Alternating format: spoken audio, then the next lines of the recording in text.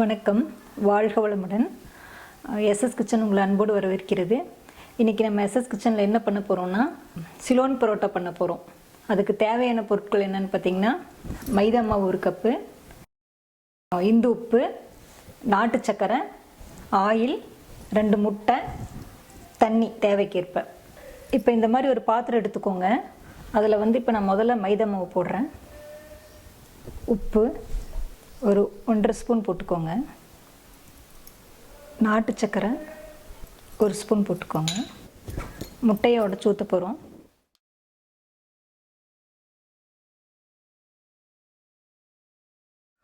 Oil ஒரு 3 spoon ஊற்றிக்கோங்க. இப்போ இதெல்லாம் நல்லா கலந்து விடணும். நல்லா இந்த மாதிரி கொஞ்சம் கொஞ்சமாக தண்ணி சேர்த்து 10 நிமிஷம் கை விடாமல் நல்லா பிணையணும். அப்போ தான் புரோட்டா நல்லா வரும்.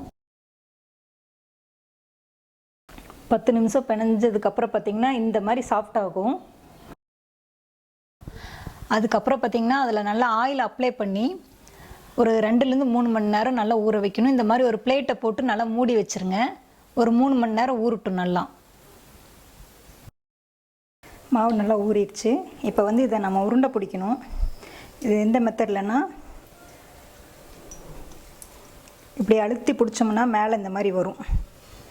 இது இந்த மாதிரி வரும்.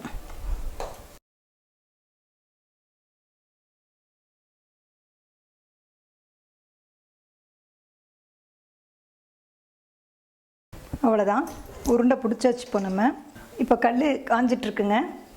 இப்போ நம்ம புரோட்டாவை நல்லா தேய்ச்சி எடுத்துக்கலாம். அதுக்கு நான் கிச்சன் செல்ஃபை தான் யூஸ் பண்ணுறேன். நல்லா கழுவி விட்டுட்டு இந்த இடத்துல தான் நான் யூஸ் பண்ணுறேன். இந்த இடத்துல இந்த மாதிரி ஆயில் போட்டுக்கோங்க. போட்டு நல்லா ஸ்ப்ரெட் பண்ணி விட்டுட்டு இந்த மாவை இப்படி வச்சு நல்லா இதை ஸ்ப்ரெட் பண்ணிகிட்டே இருக்கணும்.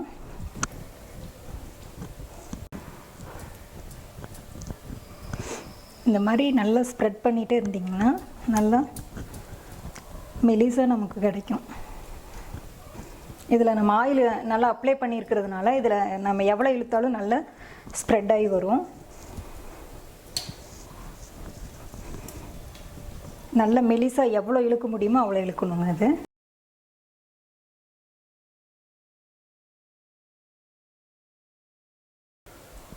இதை இப்படி மடிச்சுக்கணும். அடுத்தது இதை இந்த பக்கமாக மடிச்சுட்டு இந்த சைடுலேருந்து இப்படி மடிச்சிடணும். இந்த சைடுலேருந்து இப்படி மடிச்சிடணும். மடிச்சுட்டு இதை நல்லா அப்படியே ஸ்கொயர் ஷேப்பில் நல்லா அழுத்தி கொடுத்தோம்னா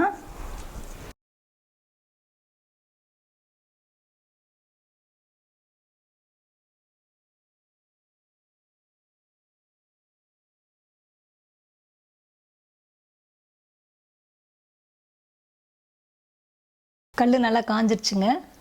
அதில் கொஞ்சம் எண்ணெயை போட்டுட்டு நம்ம தேய்ச்சி வச்ச பரோட்டாவை எடுத்து போடலாம்.